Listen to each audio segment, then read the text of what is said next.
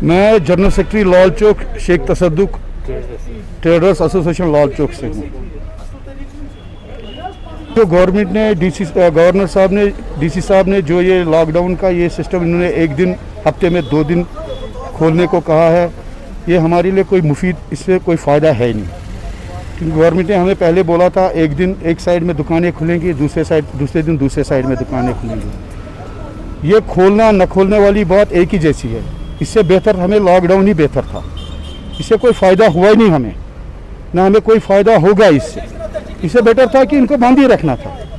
यह तो जब तो इन्होंने हमें बोला था कि एक गाइडलाइन हमें दी कि एक साइड से एक दिन खुलेगा, दूसरे दिन दूसरे दिन दूसरी साइड में खुलेगा, तो दुकानदार कुछ कर सकते थे। दुकानदार सफ़र कर रहा है, दुकानदार के पास है ही नहीं कुछ, वो ख़त्म हो गए हैं, उनके पास अब गुजारा भी नहीं रहा है। हम गवर्नर साहब से, डीसी साहब के इंतज़ामिया से अपील करते हैं, मेहरबानी करके कुछ सोचिए दुकानदारों के बारे में। कम से कम एक दिन छोड़कर एक दिन दुकानदारों को एक साइड खोलने दे, दूसरे दिन दूसरे, उसमें कुछ कर सकता है कुछ दुकानदार। ये हफ्ते में 2 दिन खोलने से क्या फ़र्क पड़ेगा दुकानदार, इसमें कोई फ़ायदा तो है नहीं हमारे लिए, ये तो बिल्कुल नुकसान पे ही हमको है। तो हम दफ़ा जब से 370 हुआ है तब से हम ये नुकसान झेल ही रहे हैं। ये पहले एक दफ़ा हमें कोविड का मसला भुगतना पड़ा, अब ये दूसरी वेव है उसका भी भुगतना पड़ा। हम तो इनके शाना बशाना हर वक्त साथ साथ चलते हैं, लेकिन हमारी कोई सुनता नहीं है। कम से कम दुकानदारों को एहसास रखना चाहिए कि दुकानदार कहाँ से लाए। फाका कशी पे दुकानदार आ गए हैं। क्या अभी तक कोई इंतजामिया की तरफ से कोई पैकेज नहीं है दुकानदारों के लिए? दुकानदारों की हालत देखिए आप, बैंक के इंस्टॉलमेंट्स देने पड़ते हैं दुकानदारों को, वो तो उसमें तो कोई रिलैक्सेशन है ही नहीं, कोई कटौती है ही नहीं। हर महीने वो पैसे कटते हैं, वो देने ही पड़ते, उसमें इंटरेस्ट चढ़ता है, वो इंटरेस्ट में कोई छूट नहीं है। उसके इसमें तो करोड़ों की भी बात नहीं कर सकते हैं। ये तो हर एक जानता है कि कितना नुकसान हुआ होगा। अब ये ऊपर वाले का कहर था हमारे लिए, अल्लाह ताला हर एक को इस मुसीबत से बचाए। तो अब हम इंशाल्लाह आगे ठीक हो रहा है। ये हमने वैक्सीनेशन का प्रोग्राम भी किया है, 2 दफ़ा हमने वैक्सीनेशन का प्रोग्राम भी किया है। हमने डी साहब के साथ साथ चले हैं। हम डी साहब से आप मोहतबाना गुजारिश करते हैं कि ये हफ्ते में कम से कम एक दिन छोड़कर एक दिन ये दुकानें अपोजिट साइड में खोलने दे, तो उनकी मेहरबानी होगी, उनको कुछ राहत मिलेगी। देखिए KTM वगैरह जो जब भी जाते हैं हमें कभी इनवाइट ही नहीं किया हमें उन्होंने। हम ट्रेडर्स एसोसिएशन लॉ के हम तो मेंबर है वहाँ के, हमें कभी इनवाइट नहीं किया गया है वहाँ से किया। तो है कि हम भी आपके साथ बात करें कि क्या गवर्नर साहब के साथ क्या या डी साहब के साथ क्या बात करनी है। ये अल्लाह बेहतर जानता है वो कैसे वो फैसले लेते हैं, लेकिन हमें तो उनका बिल्कुल ऐसा कुछ नहीं है। हमें तो उनके ऊपर भी एतबार हट गया है।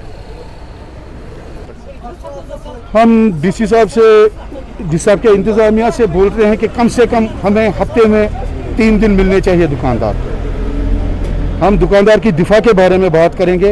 एक दिन छोड़कर अगर अपोजिट साइड एक दिन खुलेगा, दूसरे दिन अपोजिट साइड, उसमें कुछ दुकानदार को कुछ राहत मिल सकती है। अदरवाइज ये हफ्ते में 2 दिन, इसमें कोई दुकानदार को कोई राहत नहीं है। इससे ऑलरेडी परेशान हो जाता है दुकानदार। हमने पिछली दफ़ा भी डीसी साहब को एक मैसेज रखी थी कि हम यहाँ फाका कशी पे दुकानदार आ गए यहाँ। अब दुकानदारों ने सेल्समैन भी निकालने शुरू कर दिए हैं, उनके पास भी अब गुजारा रहा नहीं। हम इनके साथ मोहतबाना अपील करते हैं डीसी साहब के बाद, कुछ दुकानदारों के लिए कुछ सोचिए आप, कम से कम कुछ सोचिए, ताकि दुकानदार पूरी तरह ख़त्म हो गया है। ट्रेडर्स एसोसिएशन लाल चौक का चीफ एडवाइज़र आपसे बात कर रहा हूँ जी।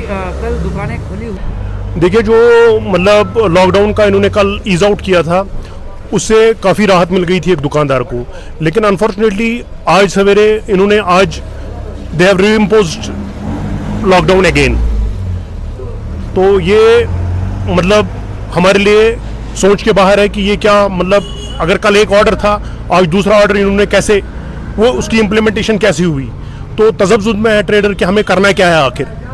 एक दिन एक फरमान आता है, दूसरे दिन दूसरा फरमान आता है, तो दुकानदार इससे कायल है, समझ के बाहर है कि क्या है क्या नहीं है।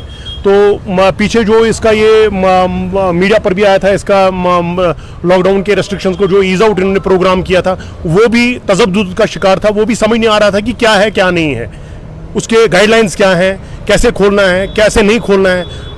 कल इन्होंने बोला था कि हम एक दिन एक लाइन खुलेगी, दूसरे दिन दूसरी लाइन खुलेगी, लेकिन अनफॉर्चुनेटली आज ये कह रहे हैं कि नहीं, नाउ एक दिन हफ्ते में 2 दिन खुलेगा, एक मंडे को खुलेगा, एक थर्सडे को खुलेगा।